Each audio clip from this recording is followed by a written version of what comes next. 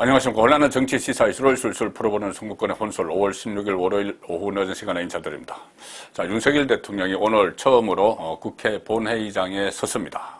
그리고 시정연설을 하고 또 시정연설 전후에 두루 여야 의원들, 특히 국민의힘 의원들이야 그전에도 자주 봐왔지만 민주당 의원들과 쭉 인사를 나누고 환담도 했습니다.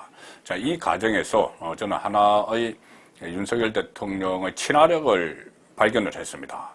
이 여수야대 전국에서 사실 이 야당을 다루는 법이 상당히 중요하죠. 특히 대통령이 어떻게 야당과 대화를 해 나갈 것이냐 이런 것이 상당히 중요한데 어제 오늘 윤석열 대통령이 야당을 대하는 태도를 보면은 좀 상당히 세련됐다 그런 느낌을 받았습니다. 정치를 본격적으로 해본 적이 없지만은 특유의 친화력으로 또 어떻게 보면은 카리스마로 야당 정치인들과 대화를 나누는 그런 모습을 보였는데 몇 가지 결정적 장면을 제가 소개를 드리겠습니다. 일단 민주당 의원들 입장에서는 원래 윤석열 대통령은 자기 편이었죠. 문재인 대통령이 발탁을 했죠. 자기 편이었다가 적장이 됐다가 지금은 대통령이 됐기 때문에 윤석열 대통령에게 적개심이 상당히 민주당 의원들이 가지고 있죠. 그런데도 이 대통령이 그들을 적개심을 가지고 있는 민주당 의원들을 적절하게 좀 다루는 그런 모습을 오늘 선보였습니다. 일단 시정연설에서도 협치를 계속 강조를 했죠. 시정연설에서 강조하는 협치야 어떻게 보면은 원론적으로 그렇게 이야기했다고도 볼 수 있지만 이 내용이 상당히 좀 민주당 의원들이 듣기에 따라서는 좀 감동을 받는 그런 내용이 몇 가지가 들어가 있었습니다. 지금 취임한 지 6일 만에 초스피드로 오늘 국회 시정연설을 하게 됐는데 초당적 협력 중요성을 계속 강조를 했습니다. 지금은 새 정부 5년이 우리 미래를 결정할 매우 중요한 시간인데 너무 엄중하니까 진영이나 정파를 초월한 초당적 협력을 요청을 했고 또 2차 세계대전 때 그때 절체절명의 위기 상황에서 영국 보수당과 노동당이 전시연립내각을 구성한 것 이런까지 다 동원을 해서 협치를 강조를 했습니다. 정치적 가치는 서로 다르지만 공동의 위기를 극복하기 위해서 손을 잡았던 처칠 그리고 애틀리의 파트너십이 어느 때보다 필요하다. 그리고 앞으로 국정 주요 사안에 대해서는 국회 지도자와 국회의원 여러분과 긴밀히 논의하겠다 이런 이야기까지 다 했습니다.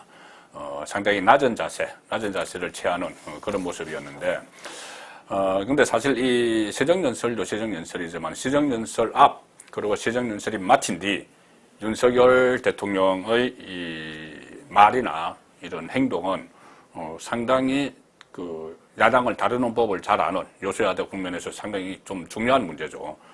야당을 다루는 법을 알고 있구나 그런 느낌을 갖기에 충분했습니다.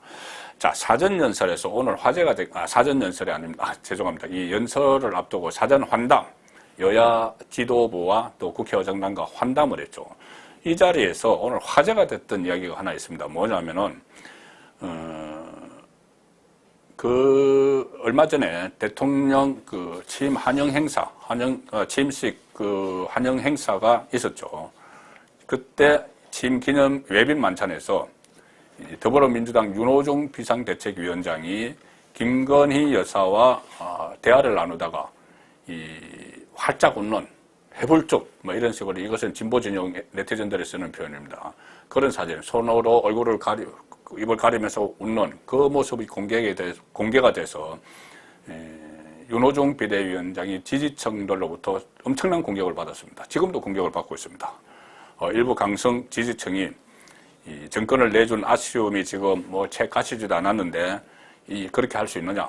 평소에는 김건희를 수사를 해야 된다고 그렇게 주장을 하던 사람이 갑자기 김건희 앞에 서더니 그렇게 해벌쭉 웃느냐? 그렇게 좋아 죽겠더냐? 이런 말까지 나오고 있습니다. 자, 이런 말까지 나오니 사실 윤석열 대통령이 원래는 오늘 밤에 김치찌개를 끓여놓고 소주로 반주를 하면서 만찬을 하자고 제안을 했죠. 여야 지도부와 국회의장단에게 제안을 했는데 윤호중 비대위원장이 그때 그 일도 있고 불과 며칠 전에 어떻게 보면 그런 망신살에 뻗쳤다 이렇게도 표현을 할 수가 있습니다. 그 해볼쭉이라고 진보 진영에서 표현하는 그런 사전 한 장 때문에. 자, 그런 것이 있기 때문에 오히려 오늘은 오늘 저녁 만찬에 불응을 하는, 뭐 선약을 핑계로 불응을 하는 그런 일까지 있었습니다. 그리고 또 오늘 윤석열 대통령이 가서 각 그 지도부와 악수를 하는데 윤호중 그 비대위원장은 일부러 빳빳하게, 거의 빳빳하게 서서 이렇게 악수를 했죠. 이것도 다 그 사진 한 장, 김건희 여사와 찍힌 그 사진 한 장을 의식해서 지지층에게 보여주기 위한 그런 포즈였습니다. 자, 그런데 오늘 화제가 된 것은 이겁니다. 그때 10일 취임 기념 외빈 만찬에서 윤호중 비대위원장과 김건희 여사가 대화를 나누면서 윤호중 비대위원장이 활짝 웃는 그때 무슨 대화를 나누느냐, 어떤 말을 주고받았길래 그렇게 웃었느냐, 이것을 윤석열 대통령이 공개를 했습니다. 환담을 하는 자리에서 공개를 했습니다. 자, 이 참석자 중에 오늘 환담을 하는데 참석자 중에 한 명이 윤호중 위원장을 향해서 같이 이제 윤석열 대통령도 있는 데서 사진도 잘 찍혔던데 이렇게 운을 뗐습니다. 그렇게 운을 떼니 윤석열 대통령이 기다렸다는 듯이 당시 상황에 대해서 김건희 여사에게 직접 들었던 얘기다 이렇게 하면서 설명을 했습니다. 뭐냐면은 윤석열 대통령의 말입니다. 제 부인에게 윤호중 위원장이 왜 웃었냐고 물었더니 파평윤 씨 종친이기도 한데 잘 도와달라고 김건희 여사가 윤호중에게 말했다고 하더라. 이 부부간의 대화를 공개를 한 것이죠. 그리고 그렇게 그러니까 웃은 이유가 파평윤 씨 종친이다. 윤석열, 윤호중 종친인데 좀 잘 도와달라 이렇게 말하니 그렇게 웃었다. 이렇게 윤석열 대통령이 이야기를 해준 겁니다. 그러니 윤호중 위원장도 그 오늘 환담을 하는 자리에서 김건희 여사가 시댁이 파평윤 씨이고 시아버님이 중자, 무골 중자 학렬로 위원장님과 학렬이 같아 잘 부탁드린다고 했다. 그래서 당시 상황을 언급을 했습니다. 윤석열 대통령의 부친은 윤기중, 연세대 명예교수죠. 그래서 윤기중, 윤호중 이렇게 이 시아버님과 학렬이 같으니까 잘 도와달라고 했다. 이래서 윤호중이 웃음이 터졌다. 자, 이렇게 해명을 해줬습니다. 근데 제가 볼 때는 그런 이야기, 집안 이야기를 했다고 이렇게 활짝 이렇게 손을 가리고 웃을 정도가 됐겠느냐? 물론 집안 이야기가 나왔겠죠. 윤기중, 윤평중, 이 학렬 뭐 이야기가 나오긴 나왔겠죠. 그렇다고 이것을 그 순간에 이런 그 장면이 포착이 됐겠느냐? 이것은 저는 별로 연관성은 없다고 봅니다. 그런데 그게 그렇게 뭐 웃을 일은 아니죠. 그렇게 화들짝 뭐 웃을 일은 아니죠. 그래서 제 판단으로는 윤석열 대통령이 궁지에 몰린 이 야당 비대위원장을 또 민감한 문제죠. 그렇게 좋아 죽겠더냐 뭐 이런 말까지 나오니까 야당 비대위원장을 구초를 해준 셈 아니냐. 구초를 해주기 위해서 일부러 그렇게 말을 한 것 아니냐. 물론 그런 대화 내용이 있었다는 건 들었겠지만 집안 얘기한다고 윤호중 위원장이 그렇게 웃었을까. 또 그런 이야기도 나왔겠지만 다른 내용이었을 가능성도 있다. 저는 그렇게 생각합니다. 또 그런 내용이 이것 때문에 웃었다고 해도 어쨌든 다른 이것이 상당히 화제가 됐는데 정치권에서도 더 화제가 됐겠죠. 그런데 국회의장단과 여야 지도부가 다 모인 자리에서 그것을 해명을 해주는 배려, 이런 것이 저는 돋보였다. 그렇게 보는 겁니다. 그리고 또 오늘 사전 환담에서 지금 민주당의 발목을 잡고 있는 한덕수 국무총리 후보자 국회 인준을 위해서 협조해달라고 요청을 했는데 그 요청하는 방식도 무슨 뭐 전국 안녕, 국정 뭐 안정, 전국 안정 이런 것이 아니고 이렇게 이야기했다고 합니다. 한덕수 총리 후보자 같은 경우는 윤석열 대통령 본인이 당선되기 전부터, 대통령이 당선되기 전부터 협치와 원활한 국정 운영을 위해 미리부터 한덕수 같은 분을 총리로 해야겠다는 생각을 갖고 있었다. 이렇게 하면서 협조를 부탁했다고 합니다. 자, 한덕수 총리 후보자는